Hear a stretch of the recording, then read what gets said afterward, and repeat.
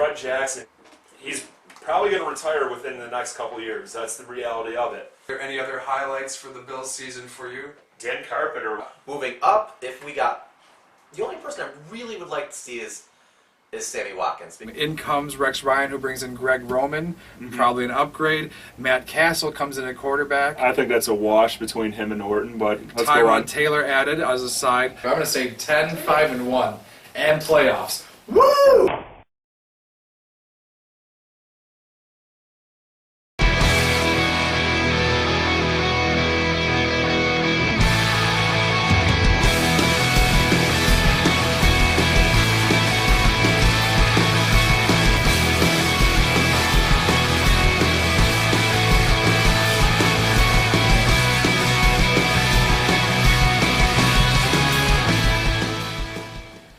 Welcome back to Buffalo Bills pregame. We are excited to kick off the 2015 season finally, and we're going to be back for maybe as much as half the season, maybe more. We'll see how the Bills do and how we do.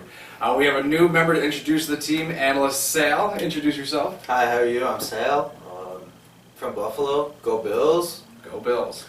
Getting right into the news, I think the biggest news concerning the Bills recently had been the cuts, getting down to the 53-man roster. Most notably, maybe the face of the franchise throughout our playoff drought, or at least the player that very much represents how Buffalonians feel about their city and their team. Sal, you can start it off. You have some thoughts on Fred Jackson being cut from the team? I mean, it's just horrible. He was when we were down versus 4 years ago versus the Patriots, when we came back down 21 points, he was the one that gathered everybody in that locker room saying, hey, we have a chance to win this, we can actually do this. And then he not single-handedly, he had help with Ryan Fitzpatrick, Stevie Johnson, pretty sure CJ was still there, but still, that defense was decent, but it was just really sad to see him go. So RIP number 22. I won't say it's a death, but unfortunately it's the business side of the game. A 34-year-old running back who really did embody Buffalo, but the problem was they had 4 running backs they liked, and especially a rookie in Karlos Williams.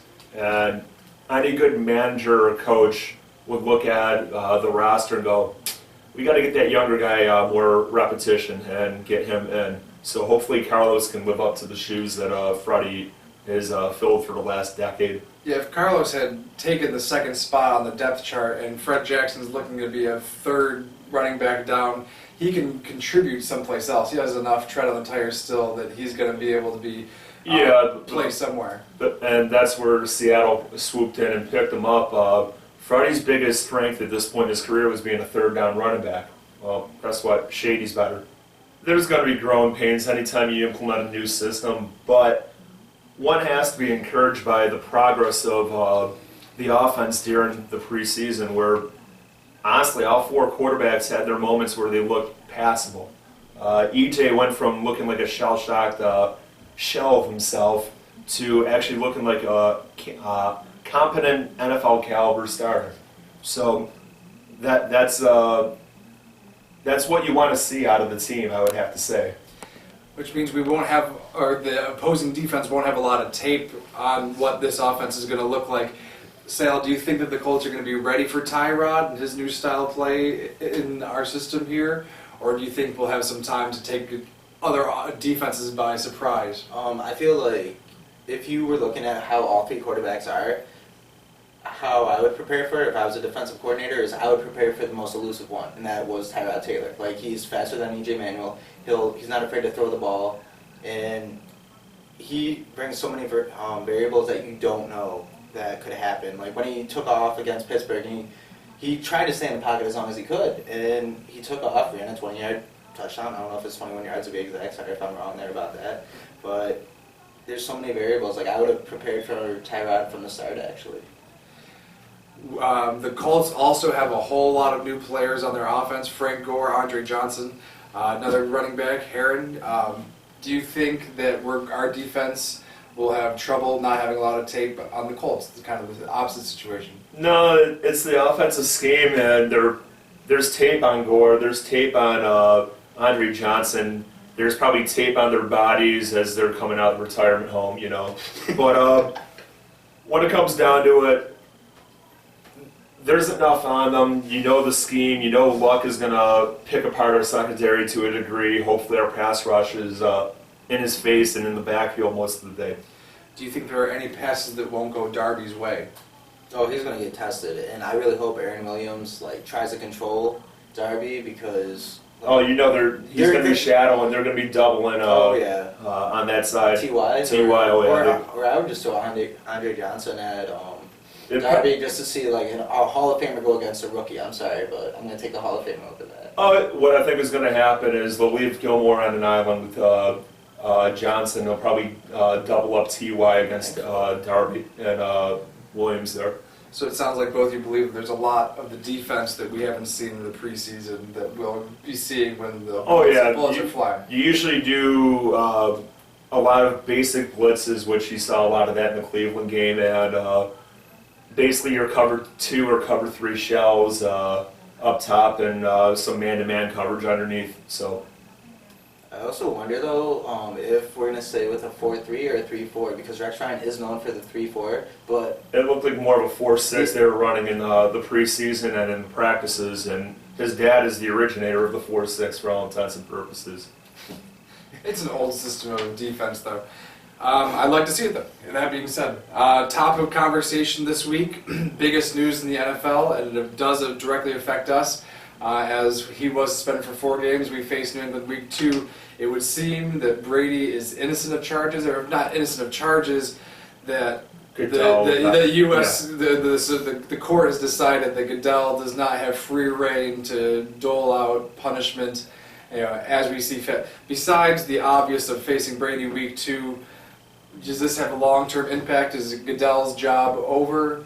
I don't know if it's over, but I just don't see how the court could make the decision it did when the NFLPA gave Goodell that power. And Brady obviously was cheating. If not for physical evidence, all you have to do is look at the texts of the equipment guys who are Patriots. That's evidence right there. With that going forward, you might have a bunch of players who are suspended now that might try and appeal again, because if Goodell doesn't have that power, what gives like Marcel before Sunday? Yeah, Marcel before Sunday. What gives Goodell the right to suspend him then? So, if I were a player on suspension at this point, I'd be appealing again. I'd be looking for some way to get out of that suspension. If Goodell's the judge, jury, and executioner, well, guess what? He may not have that power anymore, and somebody else may have that. So he may be limited on his scope.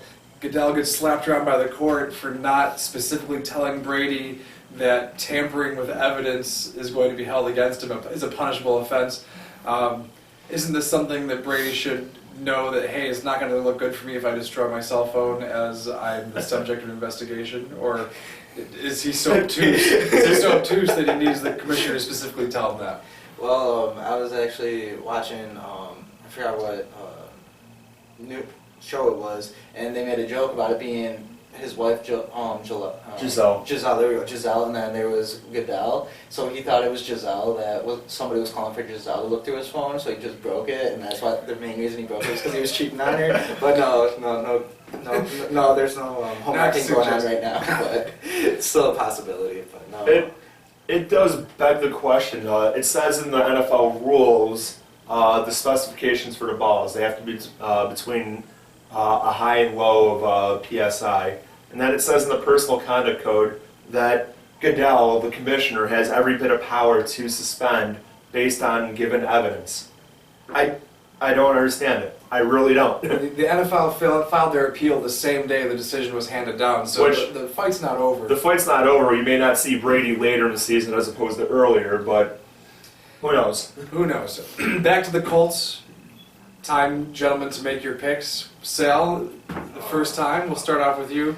Is this a Bills victory? What's the score, do you think? Okay, so this is a Bills victory. We are surprising them. 27-24. We are able to hold Andrew Luck under 30 points. We score 27 points. I'll take that.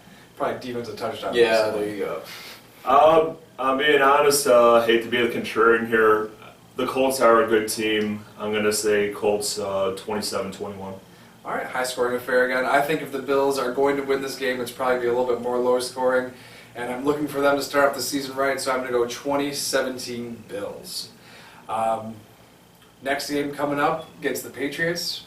We might not be here, but we will be back to analyze the Giants. Thank y'all, as always, for hanging in here with us at Buffalo Bills pregame, and we'll see you in a week or two. And today was brought to you by Mellow Yellow. They They call me Mellow Yellow.